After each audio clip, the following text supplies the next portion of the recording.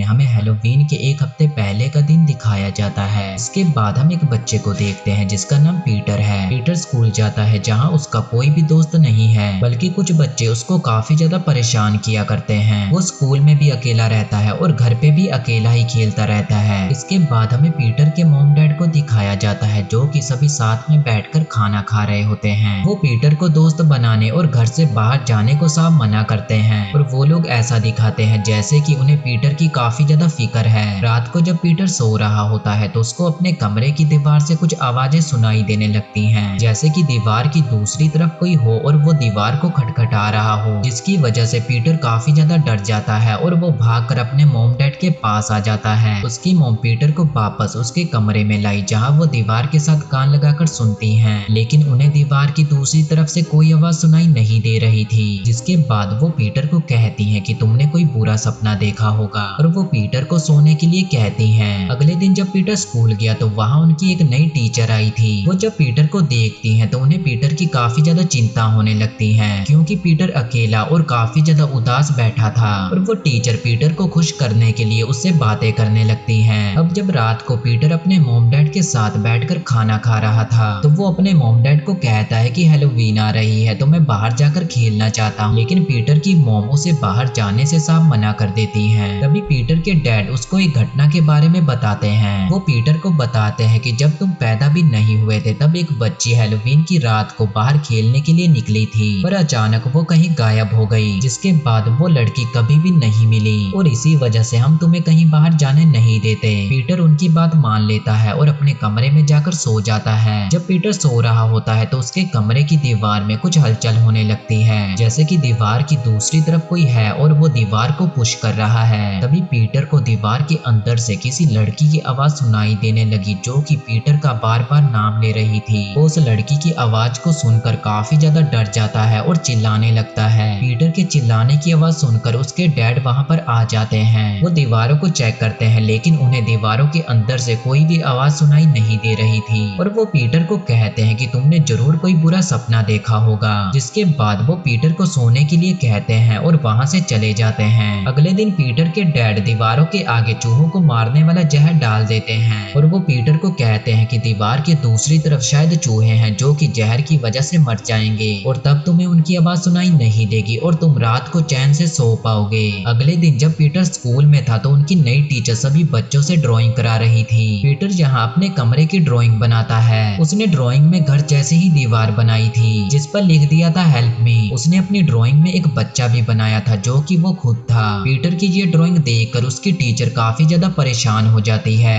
वो सोचती है कि आखिर पीटर मदद क्यों मांग रहा है, इसीलिए अगले ही दिन वो पीटर के घर जाती है ताकि वो ये जान सके कि आखिर पीटर के साथ चल क्या रहा है। जब वो पीटर के घर पहुंचती है तो वहाँ उनकी मुलाकात पीटर की मॉम से होती है। पीटर की मॉम को टीचर का उनके घर आना बिल्कुल भी पसंद नहीं आता। वो उससे बिल्कुल भी अच्छे से बात नहीं करती। वो कहती है कि पीटर अभी छोटा बच्चा है जिसकी वजह से वो कुछ भी सोचता रहता है और उसने ऐसे ही ये ड्राइंग बना दी होगी। पीटर की मॉम टीचर को वहाँ से जाने के लिए कह देती हैं और वो टीचर को कहती है कि आपको दोबारा घर आने की कोई जरूरत नहीं है। इसके बाद वो गुस्से में पीटर के पास जाती हैं और कहती हैं कि आखिर तुमने ड्राइंग में हेल्प मी क्यों लिखा है, आखिर तुम किससे मदद मांग रहे थे। जिस पर पीटर कहता है कि मॉम मदद मैं नहीं बल्कि वो मांग रही थी। पीटर की ऐसी बातें सुनकर उसकी मॉम को कुछ तो अजीब लगता है, लेकिन वो पीटर की बातों पर ज्यादा ध्यान नहीं देती और वहाँ से चली जाती हैं। अब जब रात को पीटर सोने की कोशिश कर रहा था तो उसे फिर से दीवार के अंदर से किसी लड़की की आवाज सुनाई देती है। इस बार पीटर जवाब देता है कि तुम असली नहीं हो, तुम सिर्फ मेरा वहम हो। लेकिन वो लड़की कहती है कि मैं असली हूँ और मैं सिर्फ तुमसे दोस्ती करना चाहती हूँ। और वो लड़की कहती है कि अगर तुम चाहते हो कि मैं यहाँ से चली जाऊँ तो मैं चली जाऊंगी। और पीटर उस लड़की को वहाँ से ना जाने के लिए कहता है और वहीं पर रोक लेता है क्योंकि पीटर का कोई दोस्त नहीं था और ये लड़की पीटर से दोस्ती करना चाहती थी। अगले दिन जब पीटर स्कूल जाता है तो सभी बच्चे पंपकिन पे ड्राइंग बना रहे थे। पीटर ने भी अपने पंपकिन पे काफी अच्छी ड्राइंग बनाई थी जिसे देखकर वो काफी ज्यादा खुश था।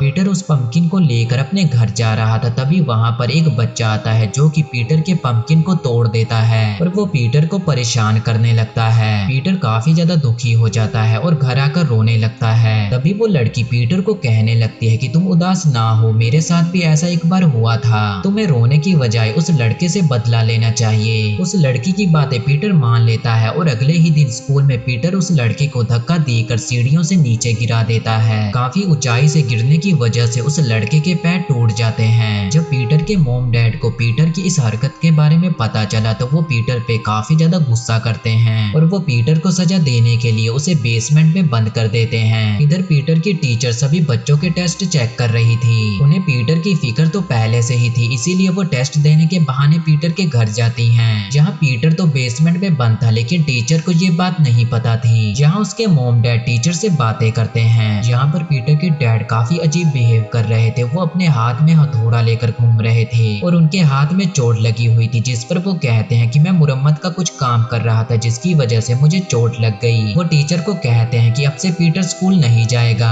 अब रात को पीटर के मॉम डैड उसको बेसमेंट से बाहर निकालते हैं। अब रात को उसके मॉम डैड पीटर को बेसमेंट से बाहर निकालते हैं और उसको खिला पिलाकर सोने के लिए भेज देते हैं। जैसे ही उसके मॉम डैड कमरे से बाहर गए तो पीटर दीवार के पास जाकर खड़ा हो जाता है और दीवार पर नॉक करने लगता है। तभी वो लड़की वहाँ पर आती है और पीटर को कहने लगती है कि पीटर, मुझे तुम्हारी फिक्र है, इसीलिए मैं तुम्हें कहती हूँ कि तुम मॉम डैड से संभल कर रहना, क्योंकि जैसे वो खुद को दिखाते हैं वो वैसे बिल्कुल भी नहीं है। वो ऐसा दिखाते हैं कि जैसे वो तुमसे बहुत प्यार करते हैं, उन्हें तुम्हारी फिक्र है, लेकिन ये सब झूठ है। वो लड़की पीटर को ये भी बताती है कि मैं कोई और नहीं बल्कि तुम्हारी ही बहन हूँ और मुझे मॉम डैड ने सालों से यहाँ पर कैद किया हुआ है। मुझे उस दिन का इंतजार है जब तुम बड़े होगे और दीवार पे लगी घड़ी को हटाओगे और खुफिया दरवाजे को खोलकर मुझे यहाँ से आजाद कराओगे। पीटर को उस लड़की की बातों पर ज्यादा भरोसा नहीं होता, इसीलिए वो उस लड़की को कहता है कि अगर तुम सच में हो तो मैं तुम्हें देखना चाहता हूँ। जिस पर वो लड़की कहती है कि तुम मुझे नहीं देख पाओगे, सालों से यहाँ रहने की वजह से मेरा चेहरा काफी ज्यादा डरावना हो चुका है। लेकिन फिर भी पीटर उसे देखना चाहता था। जिसके बाद वो लड़की कहती है कि अच्छा ठीक है, दीवार पे बने छोटे से छेद से तुम मुझे देख सकते हो। पीटर उस छेद से देखता है तो उसे उस लड़की की बड़ी सी आंख दिखाई देती है, जिसे देखकर वो काफी ज्यादा डर जाता है। वो लड़की पीटर को कहती है कि हमारे मॉम डैड बहुत ही ज्यादा जालिम है और एक दिन वो तुम्हें भी मेरी तरह ऐसे ही कैद कर देंगे। पीटर को अब उस लड़की की बातों पर भरोसा होने लगा था, तो उसे ऐसे सपने दिखाई देने लगते हैं जिसमें पीटर के मॉम डैड उसे मारने की कोशिश करते हैं। वो लड़की पीटर को कहती है कि मॉम डैड को तुमसे कोई काम है और जब उनका काम निकल जाएगा तो वो तुम्हें भी मेरी तरह ऐसे ही कैद कर देंगे। और अगर तुम्हें मेरी बातों पर भरोसा नहीं होता तो तुम गार्डन में जाकर खुदाई करके देख सकते हो। जब पीटर गार्डन में आकर खुदाई करता है तो उसे वहाँ पर एक कंकाल मिलता है। तो वो लड़की पीटर को बताती है कि सालों पहले एक लड़की मेरे साथ हैलोवीन की रात खेलने के लिए हमारे घर आई थी, लेकिन मॉम डैड ने उस लड़की को पकड़कर उसे मार डाला ताकि वो बाहर जाकर सबको मॉम डैड का राज ना बता दे कि आखिर वो कैसे मॉम डैड हैं। अब ये सारी बातें सुनने के बाद पीटर अपने ही मॉम डैड से डरने लगा था, जिसके बाद वो अपनी टीचर को कॉल करता है।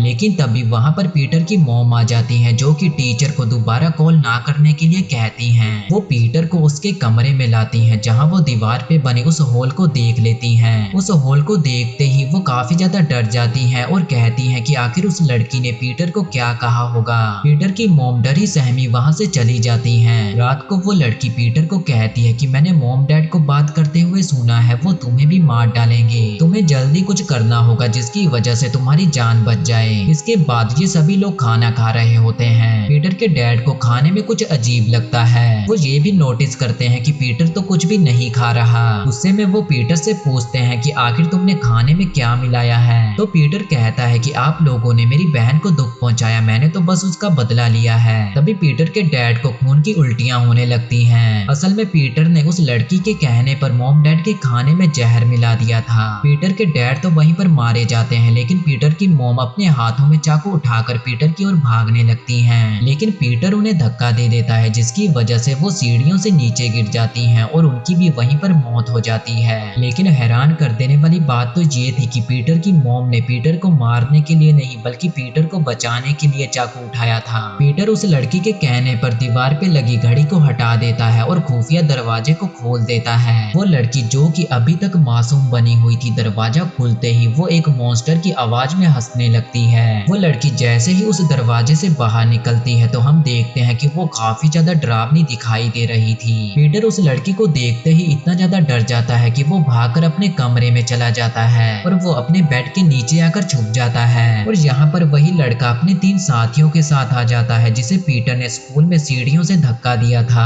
वो यहाँ पर पीटर से बदला लेने के लिए आता है, लेकिन घर में तो वो डरावनी लड़की घूम रही थी। वो लड़की इन सभी को एक एक करके बड़ी ही बेरहमी से मार डालती है। एक के शरीर को तो वो चीर देती है और एक का सर धड़ से अलग कर देती है और एक को मारकर उसकी हड्डियों को तोड़कर उसे अलमारी में बंद कर दिया था। पीटर डरा सहमा अपने कमरे में छुपा हुआ था। पीटर जब बेड के नीचे छुपा हुआ था तो वो लड़की बेड के ऊपर आकर बैठ जाती है और वो पीटर को अपनी कहानी बताने लगती है। वो पीटर को बताती है कि वो असल में उसकी बहन ही है जो कि मॉम डैड की पहली बच्ची थी, लेकिन वो पैदा ही डिफॉर्म हुई थी। वो देखने में काफी ज्यादा डरावनी थी और यही कारण था कि उसके मॉम डैड ने उसे पूरी दुनिया से छुपाए रखने के लिए उस कमरे में कैद कर दिया था। वो लोग जानते थे कि डिफॉर्म होने की वजह से ये लड़की खतरनाक है, ये गुस्से में किसी की भी जान ले सकती है, तो इसका बाहर रहना खतरनाक है। ये डरावनी लड़की पीटर को ही उस कमरे में कैद कर देती है। तभी वहाँ पर पीटर की टीचर आ जाती है। उन्हें दीवार के अंदर से पीटर की आवाज सुनाई देती है तो वो दीवार को तोड़कर पीटर को बाहर निकालती हैं। लेकिन तभी वहाँ पर वही लड़की आ जाती है जो कि दोनों पर हमला करने लगती है। वो पीटर को एक गड्ढे में फेंक देती है और टीचर पे हमला करने लगती है, लेकिन पीटर उस डरावनी लड़की के बालों को पकड़कर ऊपर आ जाता है और फिर ये दोनों उस डरावनी लड़की को उसी गड्ढे में फेंक कर उसे वहाँ पर बंद कर देते हैं। असल में वो बच्ची जो कि कई सालों पहले हैलोवीन की रात इनके घर खेलने आई थी, उसे पीटर के मॉम डैड ने नहीं बल्कि उसकी बहन ने मारा था